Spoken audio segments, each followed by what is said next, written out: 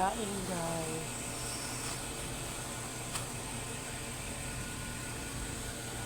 Ayan. Magkulay tayo ng ginataan na daing ang ating sahog. Ang to, gasan pa natin to. Ito po ay galing pa ng Zamboanga. Tsaka ito galing pa ng Zamboanga yan. So ayan guys, nahugasan at na-prito ay na-slice na natin yung ating daing. Na ito ay napakalayo pa ng pinanggalingan. Yung aking kapatid nag-visit sa Zamboanga. Ayan, nadala niya yan. At saka kasama pang lansones yan.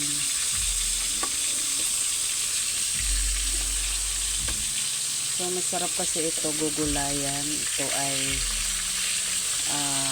parrot fish. Iprito muna natin bago natin isahin sa gulay.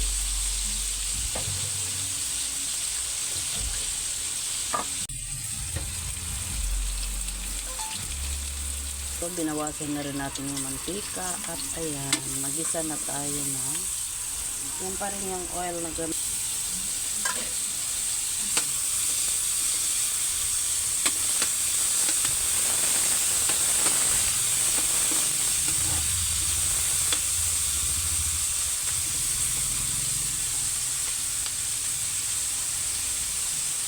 Mabilis lang, matagal yan maluto.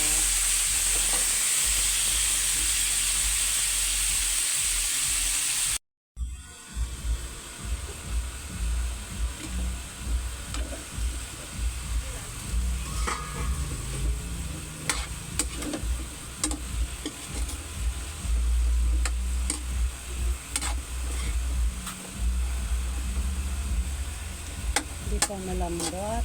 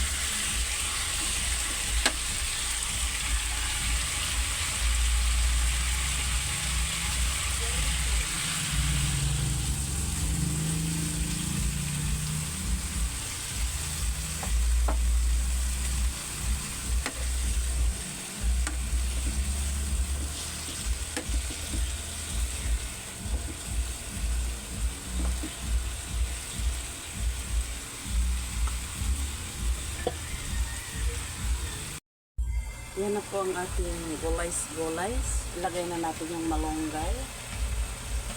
At ang ating pritong daing. Ay. Yan po. Malambot na siya.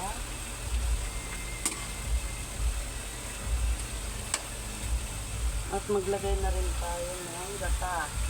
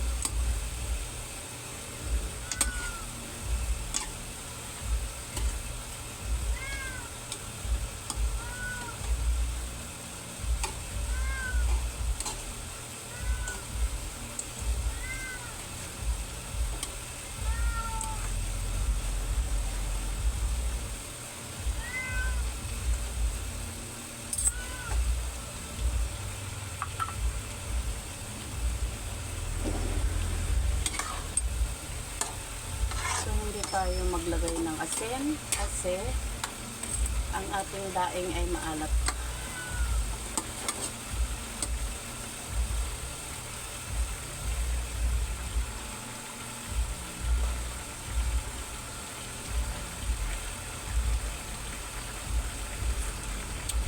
Sarap.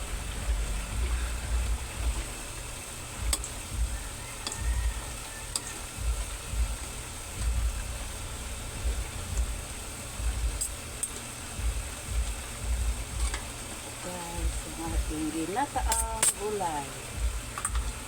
Pinakamasarap. Yan po ay bagong pitas pa yung ano niyan. Sitaw. Nakalibre tayo ng bagong pitas na sitaw. Yun nga lang, ang ating gata is instant. Wala tayong mabiling fresh gata. Pero pwede na yan. Maraming salamat sa lahat ng nanood. Sana yung nagustuhan nyo ang ating video. Huwag kalimutan subscribe at ating vlog. God bless to all. Bye bye.